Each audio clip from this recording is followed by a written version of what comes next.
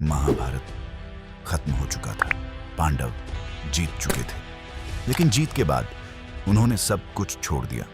न ताज, न राजगद्दी, न हथियार, सिर्फ एक सफेद वस्त्र और एक लंबी रहस्यमयी यात्रा। दोस्तों, सवाल ये नहीं है कि उन्होंने राज क्यों छोड़ा। सवाल ये है, उस आखिरी सफर में उनके साथ क्या हुआ। क्यों एक एक करके सब गिरते गए और आखिर में सिर्फ एक ही इंसान बचा, युधिष्ठिर, और उसके साथ था एक कुत्ता। अगर आपको ऐसे वीडियो देखना पसंद है तो वीडियो को एक लाइक और चैनल को सब्सक्राइब करना और एक प्यारा सा कमेंट कर देना। और आपके पास हाइप का ऑप्शन आ रहा है तो एक हाइप जरूर करना। कौकास इतिहास ने इस कहानी को बताया जरूर है, लेकिन इसके पीछे का सच आज भी डराता है। कुरुक्षेत्र का युद्ध खत्म हुआ, लाखों लोग मारे गए, पांडव जीत गए और युधिष्ठिर बने हस्तिनापुर के राजा। लेकिन हर रात युधिष्ठिर को सुनाई देती थी मरते हुए सैनिकों की चीखें। उनकी आत्मा उन्हें सोने नहीं देती थी। द्रौपदी की आंखों में भी एक ऐसा दर्द था जो कभी खत्म नहीं हुआ। भीष्म ने उन्हें धर्म का ज्ञान दिया, कृष्ण उनके साथ खड़े रहे। समय बीतता गया, 1 साल, 10 साल, 30 साल और फिर 36 साल बाद कुछ ऐसा हुआ जिसने सब बदल दिया। द्वारका समुद्र में डूब गई और भगवान कृष्ण इस दुनिया को छोड़कर चले गए। उस दिन पांडवों ने एक फैसला किया। अब समय आ चुका था सब कुछ छोड़ देने का। राज्य, धन, महल, सब उन्होंने शुरू किया महाप्रस्थान, एक ऐसी यात्रा जहां से कोई वापस नहीं आता। 5 भाई, एक स्त्री और एक लंबा रास्ता। उनके सामने था हिमालय, बर्फ से ढका हुआ, निर्मम, खामोश, न खाना, न आराम, न कोई सैनिक, बस ठंडी हवाएं और अंतहीन रास्ता। दिन बीतते गए, ठंड बढ़ती गई और फिर पहली घटना हुई। सबसे पहले द्रौपदी गिरी। वो अचानक रुक गई, घुटनों के बल बैठ गईं और बर्फ पर गिर पड़ी। अर्जुन दौड़कर आए, उन्हें उठाने की कोशिश की, लेकिन द्रौपदी उठ नहीं सकी। युधिष्ठिर आगे बढ़ते रहे। भीम ने पूछा, भैया द्रौपदी क्यों गिरी?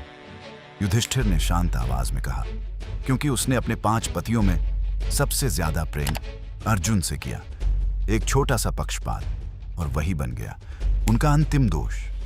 द्रौपदी ने आखिरी बार अर्जुन की तरफ देखा और फिर हिमालय की बर्फ में हमेशा के लिए खो गई। लेकिन यह तो बस शुरुआत थी। कुछ दूर चलने के बाद सहदेव गिर पड़े। सहदेव सबसे बुद्धिमान, उन्हें भविष्य का ज्ञान था, लेकिन उन्हें अपने ज्ञान पर घमंड था और वही घमंड उन्हें नीचे गिरा गया। फिर नकुल गिरा। पूरे आर्यावर्त में उसकी सुंदरता की चर्चा थी, लेकिन उसे अपने रूप पर अभिमान था और हिमालय अभिमान को कभी माफ नहीं करता। अब 5 में से सिर्फ 3 बचे थे। थोड़ी दूर और चलने के बाद अर्जुन गिर पड़े। वो महान धनुर्धर जिसने महाभारत का युद्ध जीता था, लेकिन उन्हें अपनी शक्ति पर बहुत गर्व था। उन्होंने कभी सोचा ही नहीं कि कोई उनसे बेहतर भी हो सकता है, और वही अभिमान उनका पतन बन गया। अब सिर्फ 2 बचे थे, भीम और युधिष्ठिर। भीम पहाड़ जैसे शक्तिशाली, लेकिन उनका दोष था अहंकार और भोजन का लालच। कुछ देर बाद भीम भी गिर गए। अब उस बर्फीले रास्ते पर सिर्फ एक इंसान चल रहा था, युधिष्ठिर, और उनके पीछे एक कुत्ता। आखिरकार युधिष्ठिर स्वर्ग के द्वार पर पहुंच गए। देवताओं के राजा इंद्र अपने रथ के साथ आए। उन्होंने कहा, आओ युधिष्ठिर, स्वर्ग में आपका स्वागत है। लेकिन युधिष्ठिर ने कहा, मैं अकेला नहीं जाऊंगा। इंद्र ने पूछा, और कौन? युधिष्ठिर बोले, ये कुत्ता। इंद्र ने कहा, स्वर्ग में कुत्तों की जगह नहीं होती। लेकिन युधिष्ठिर ने मना कर दिया। उन्होंने कहा, जिसने मेरा साथ आखिरी सांस तक दिया, मैं उसे छोड़ नहीं सकता। तभी एक चमत्कार हुआ। वो कुत्ता अचानक बदल गया और उसके स्थान पर प्रकट हुए धर्मराज यम। उन्होंने कहा, युधिष्ठिर, ये तुम्हारी अंतिम परीक्षा थी। तुमने दया, धर्म और निष्ठा को नहीं छोड़ा, इसलिए तुम ही सच्चे धर्मराज हो। लेकिन कहानी यहीं खत्म नहीं होती।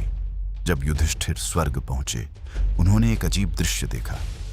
दुर्योधन स्वर्ग में बैठा था और उनके भाई नरक में। युधिष्ठिर क्रोधित हो गए। उन्होंने कहा, अगर मेरे भाई नरक में हैं तो मैं भी वहीं रहूंगा। तभी सब कुछ बदल गया। नरक स्वर्ग बन गया। देवताओं ने कहा, यह आखिरी परीक्षा थी। और फिर पांडव एक बार फिर एक दूसरे से मिल गए। लेकिन एक सवाल आज भी बाकी है, क्या पांडव सच में स्वर्ग चले गए थे या हिमालय ने उन्हें हमेशा के लिए अपने अंदर छुपा लिया?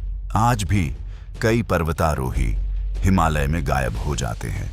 कुछ लोग कहते हैं वहां देवताओं का लोक है, कुछ कहते हैं वहां प्रकृति का रहस्य छिपा है। लेकिन पांडव हमें एक सवाल देकर गए हैं, जब जिंदगी खत्म होगी तब तुम्हारे साथ क्या जाएगा? तुम्हारा पैसा, तुम्हारी ताकत या तुम्हारा धर्म? क्योंकि असली महाप्रस्थान हर इंसान को एक दिन करना ही पड़ता है।